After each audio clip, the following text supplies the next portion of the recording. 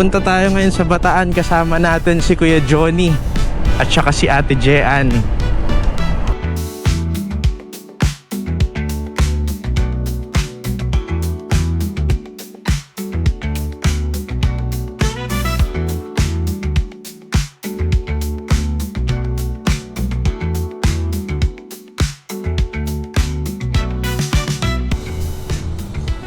City of Malolos, Pampanga na. Saan kaya ito? Basa San Fernando na ata to. San Fernando. 62 kilometers pa. Malayo pa. Oras na 8:59 PM. Nakarating kami doon 10:30. Sa video na to, samahan niyo akong puntahan ang isa sa pinaka-paborito kong probinsya. Siyempre, Bataan. August 22, 7 PM, nagkita-kita kami sa SM Marilao. Tapos sabi ni Google Map, nasa 3 oras daw yung biyahe papuntang Bataan. Kaya around 10 PM na kami makakarating. Grabe, basa yung kalsada. Anong bumuhos yung ulan, yari tayo nito. Hirap makakita. Kung may baka sa kalsada. Ang lakas ng ulan kanina, grabe. Sila Kuya Johnny yung kasama natin nung mislide. Buti okay naman sila. Tsaka yung motor okay naman din. Tapos kung kailan namislide na sila, biglang huminto naman yung ulan, pambihira. Around 10 PM nakarating na kami ng Bataan. Nakapagod, maulan. Tapos dumulas pa sila Kuya Johnny. Kaya kumain na lang kami, tapos nagkwentuhan, tapos nagpahinga na rin. Umaga na, 6:31 AM. Kikitain na natin yung mga kaibigan natin na kasama sa ride. Tapos may kasama rin tayo na kotse. So dun pa lang natin mapag-uusapan kung Zambales ba o Bataan lang, ikot. Mamaya malalaman natin.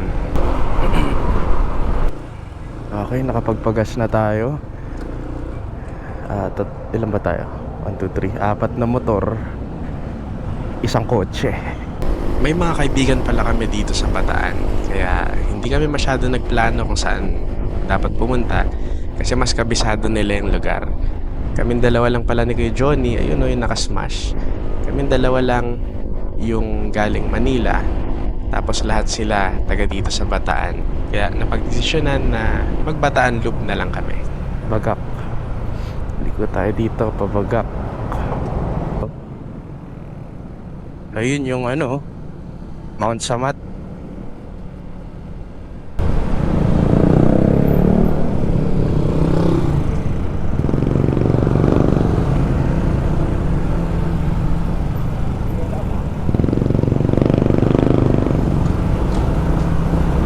Unang stop natin, Mount Samat.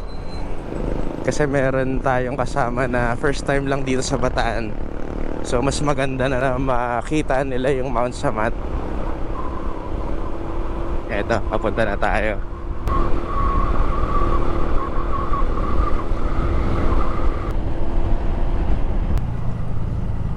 Eto na.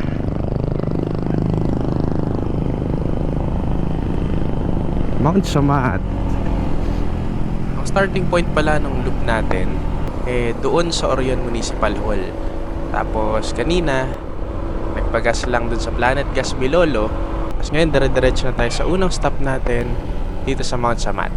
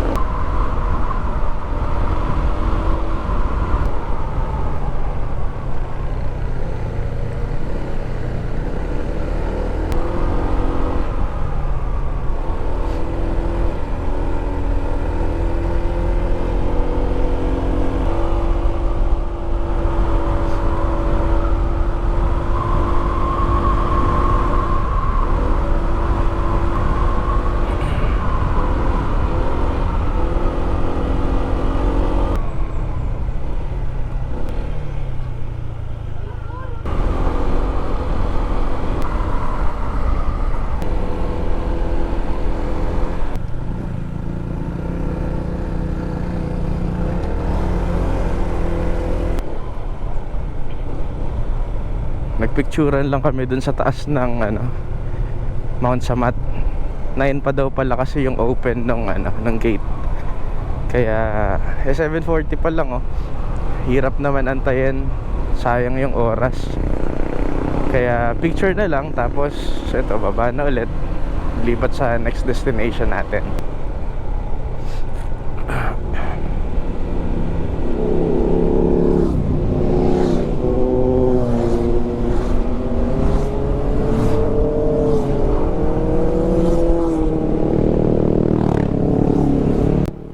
Naakit na natin yung first stop natin, yung Mount Samat. Hindi na tayo masyado nagtagal doon.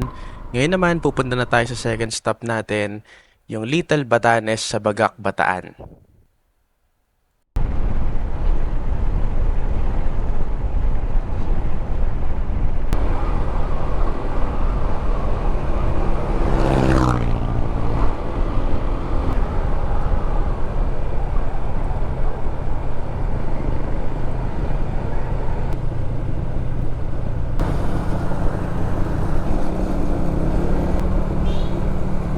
Bagak, Bataan.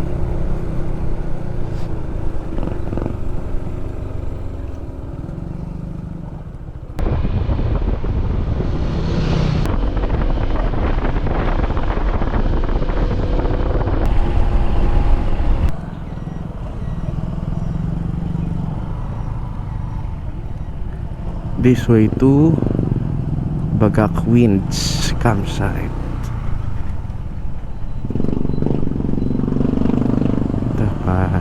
Little Batanes na tayo. Buti maganda yung panahon ngayon. Kagabi kumukulog-kulog nung bumabiyahe. Tapos yung kalsada, ewan ko nakita sa video kung na-record ba, yung kalsada bumabaha. Pero hindi naman puno yung kanal. Yun, ganda dito.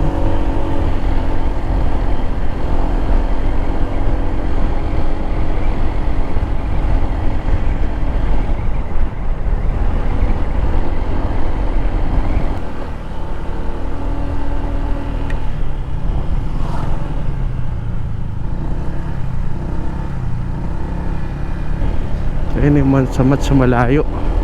Layo na pala natin. Nakakaantok. Naantok ako 8:26 AM. Ganda ng bundok oh.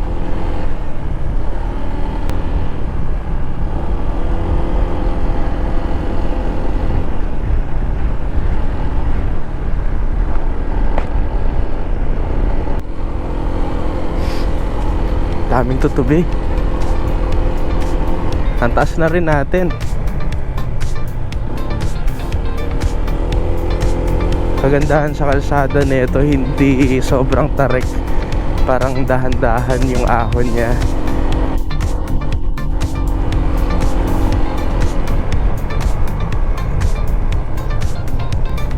Halos kami lang nagmo-motor dito.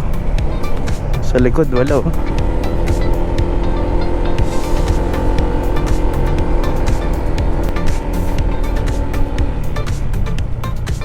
Ganda.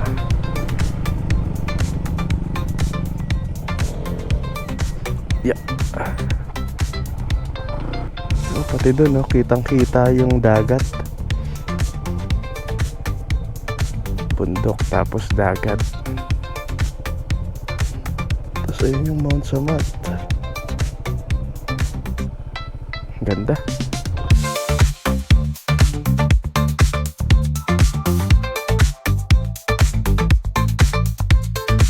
Diretso naman tayo sa Mariveles. Pero bago mag Mariveles, kain muna tayo sa next destination natin, dito sa Bagak Viewpoint Cafe.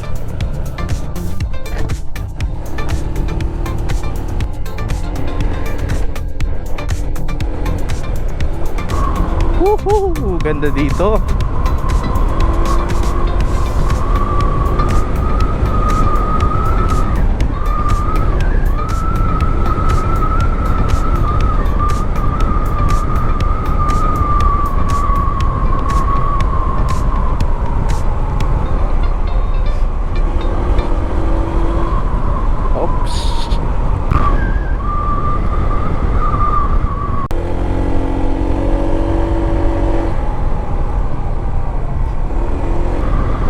Nahuli tayo, nagpalit tayo ng battery ng GoPro eh.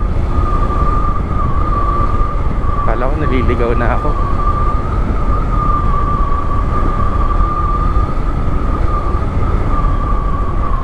Dito no.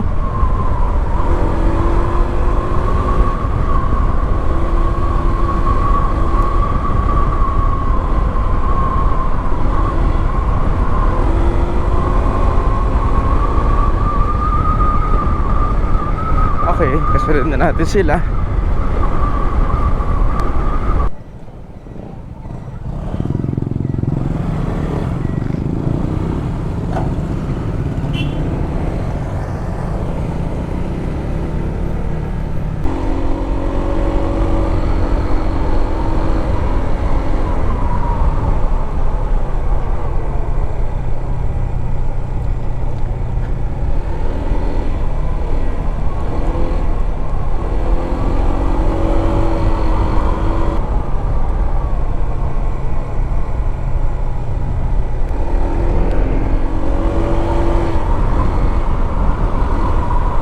Ganda.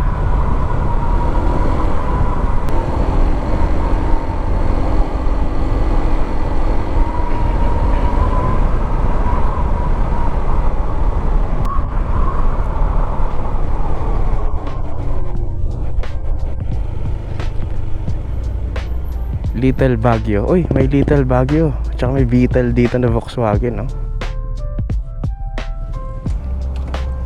Little Baguio.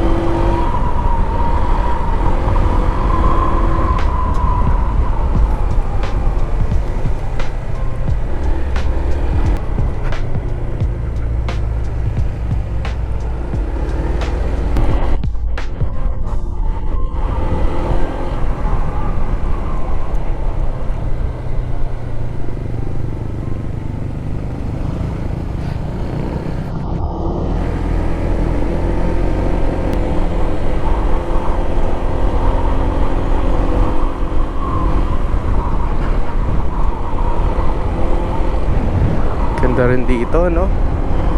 Dagat na dun sa kanan, no? Tapos bundok dito sa kaliwa.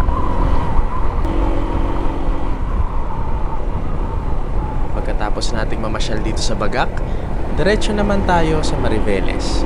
Tapos yung unang pupuntahan natin dun, etong Panaypay Cove.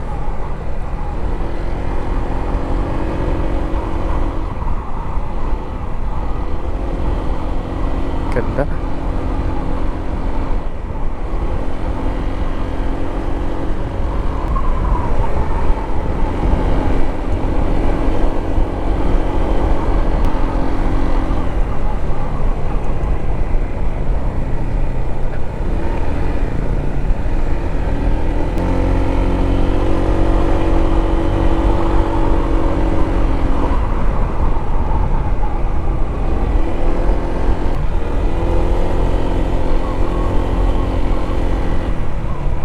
Medyo makulimlim dun sa unahan. Sana hindi umulan.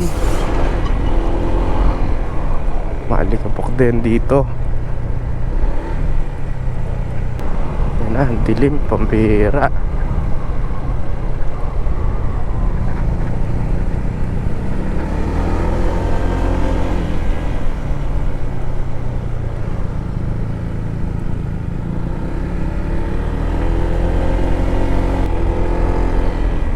Dilim nga talaga. Dito maliwanag pa. Pero dito sa unahan, ayan oh, tingnan nyo, dilim. Sana hindi umulan dun.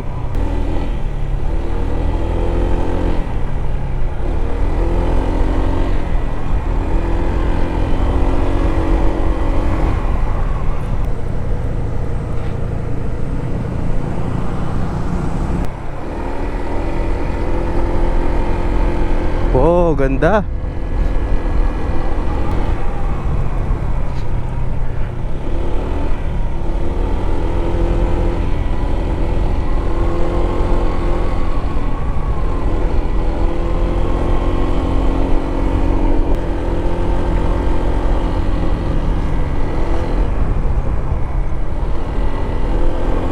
Ang ganda dito, sobra.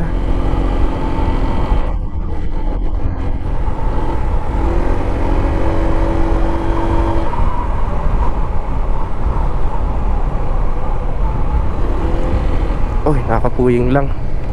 Grabe, napupuwing ako. Alikabok.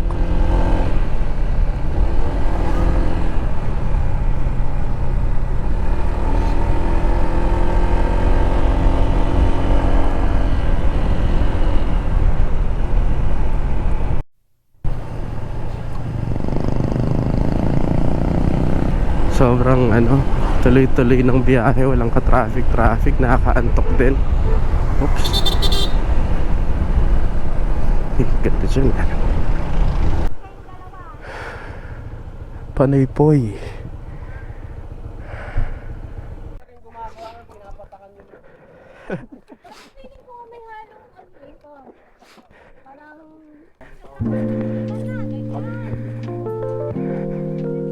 Panaypoy. Dito tayo sa Panaypoy.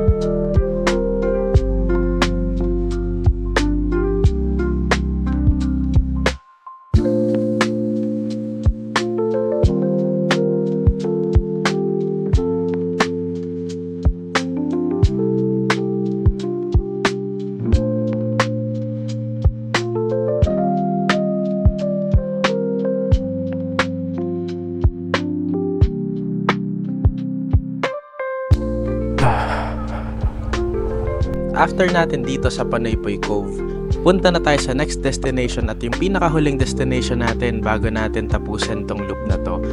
Dito yon sa Mariveles View Park o tinatawag din nilang Sisiman View Deck.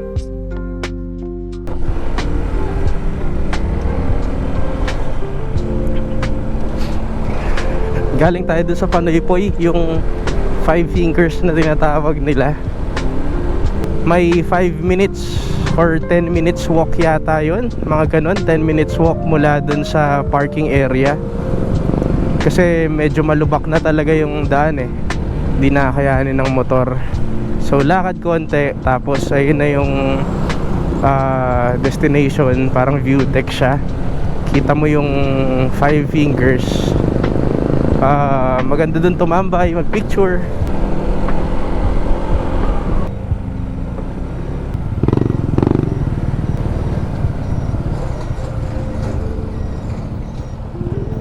Oh, right turn anytime with care. Puro bundok. Di nauubos yung bundok dito no?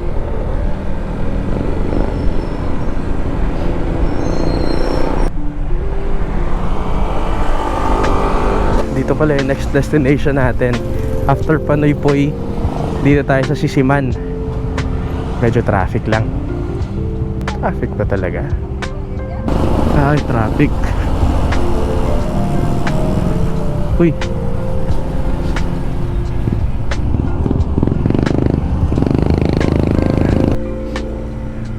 Ito na. View deck.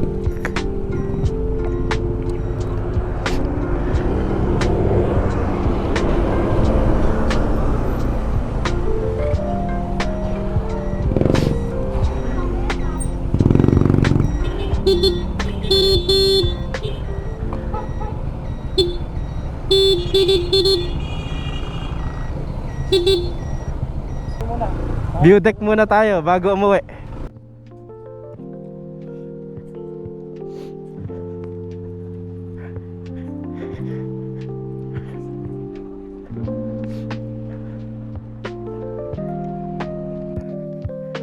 Dito tayo second floor. Second floor ng Sisiman View Deck. Ang ganda dito. Dagat, tas may bundok. Tas yung likod niya bundok. Diyan tayo dumaan kanina sa kalsada na yan. Tas ito dagat. Pero pag pupunta kayo dito, huwag kayo pumunta ng tanghali. Ang oras na ba? 1:28 PM pa lang ngayon. Medyo mainit. Kaya ang bibisita kayo dito pag medyo hapon na, para hindi masakit sa balat.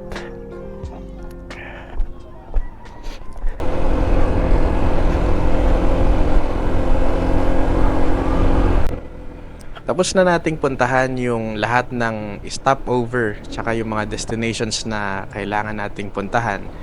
Ngayon naman, para makompleto yung loop, syempre babalik tayo dun sa starting point natin, dun sa Orion Municipal Hall.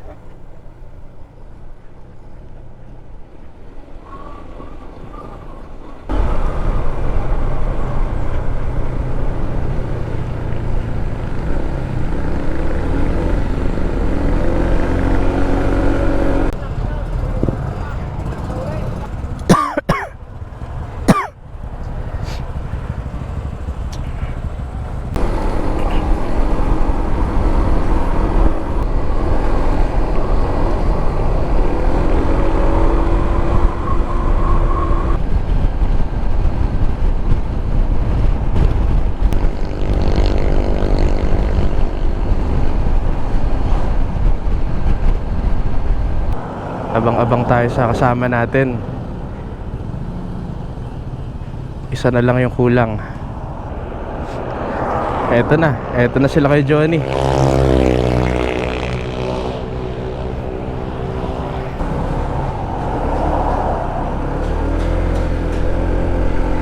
Ayun, nagkakasama na ulit kami.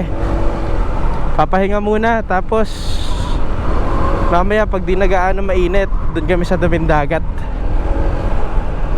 Tapos siguro mga 5 PM balik na kami pa Manila. Hirap din kasi bumiyahe ng gabi. Mga around 8 PM siguro makakauwi na kami sa bahay, Manila.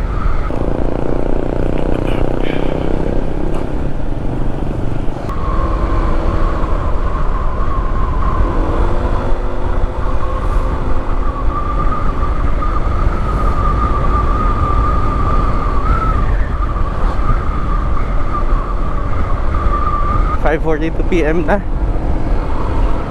Uwi na kami ng Manila.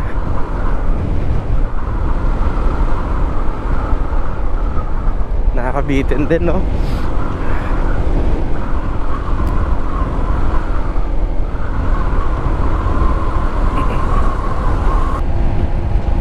Sayang lang hindi pala kami nakapasok sa Mount Samat kasi 9 AM pa daw yung bukas nun. 7:30 yata nandun na kami sa taas eh. So nagpicture na lang kami dun sa tuktok. Overpass na siguro tayo dito. May mga ilang clips pala akong na-miss na videohan, lalo na yung Orion Municipal Hall kung saan natin inumpisahan tsaka tinapos yung loop. Pero sana na-enjoy nyo pa rin itong video. Nasa 129 kilometers pala yung kabuuan ng loop. Nasa 8 hours din yung biyahe na yon, kasama na yung stopover na maraming kwentuhan tsaka picturan. Tapos may isang stopover din na kumain kami. Sa mga magtatanong naman pala ng gas consumption, nag-average ng 44 kilometers per liter itong ATV natin. All stock pala to. Kaya umabot ng around 3 liters na gas yung naubos natin para sa kabuuan ng loop. Hanggang dito na lang muna yung video na to. Sa lahat ng mga nanood at sumusuporta, maraming salamat sa inyo.